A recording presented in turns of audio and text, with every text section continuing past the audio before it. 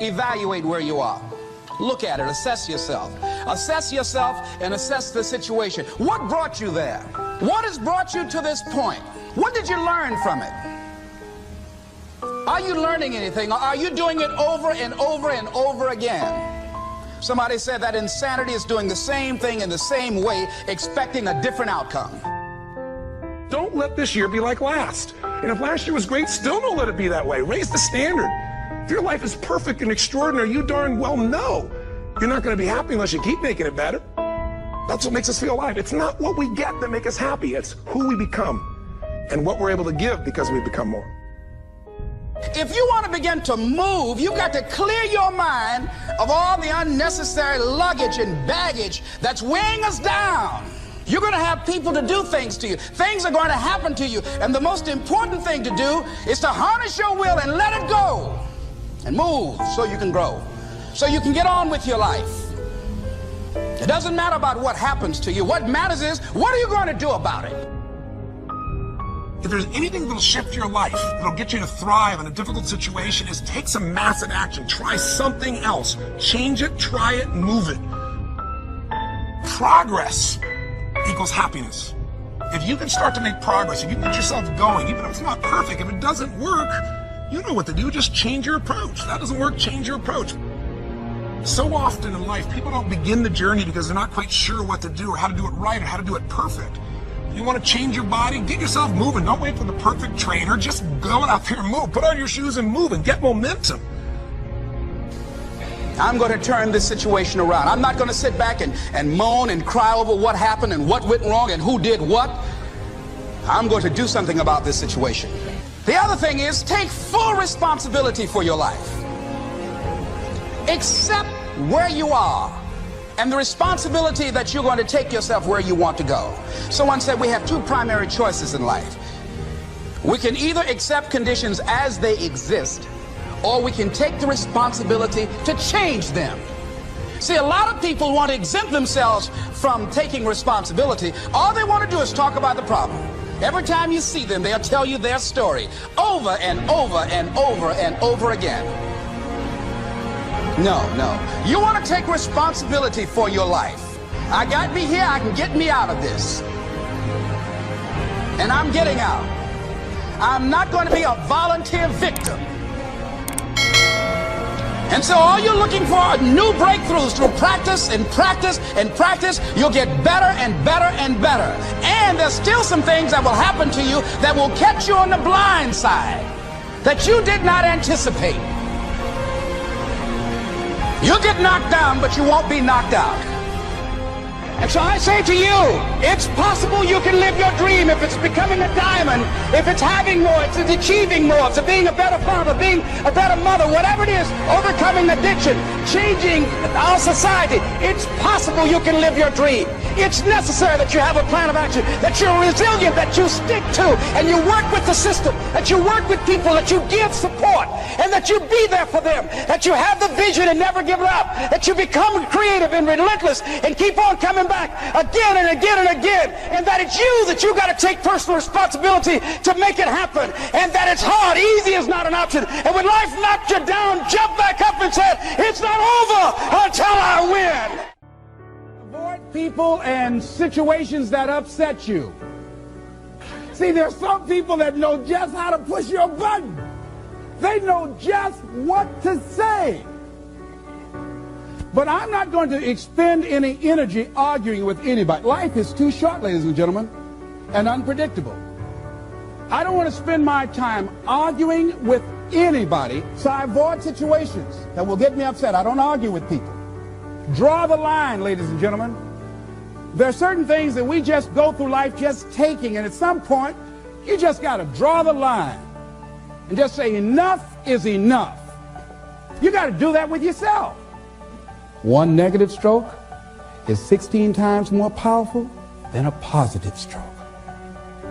And if you have people around you who are not sensitive to who you are, and the people that can hurt you the most, ladies and gentlemen, are the people that you love.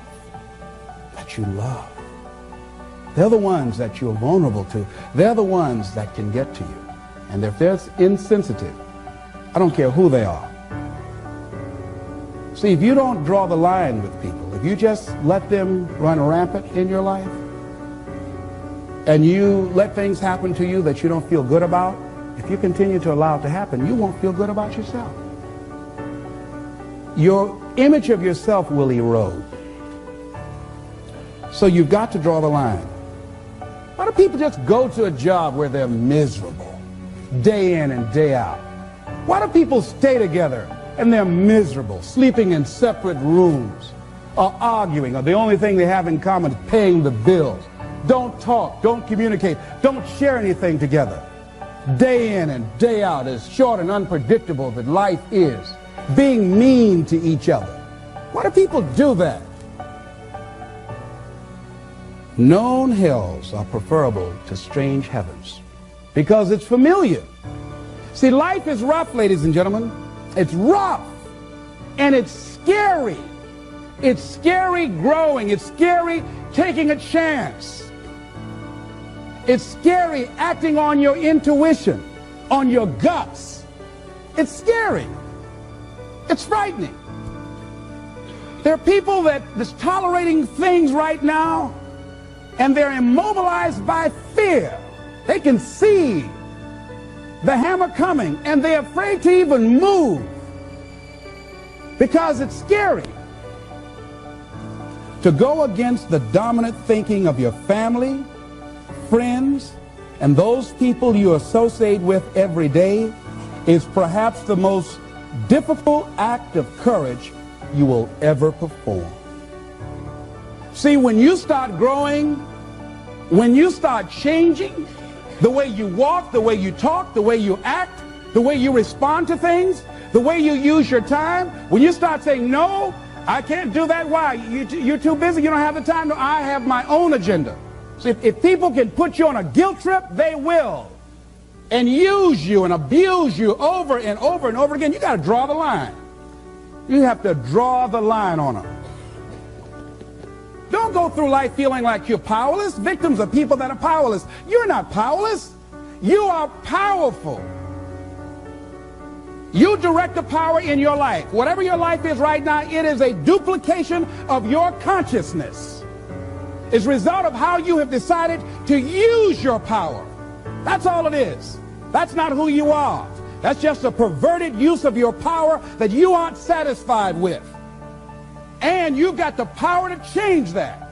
Wherever you are, how, I don't know. But I know you've got the power to do that. But you don't know what has happened to me. It really doesn't matter what has happened to you. See, the only thing that really matters is, what are you going to do about it? That's all that matters. That's all that matters. You can allow it to destroy you, or you can allow it to build you up.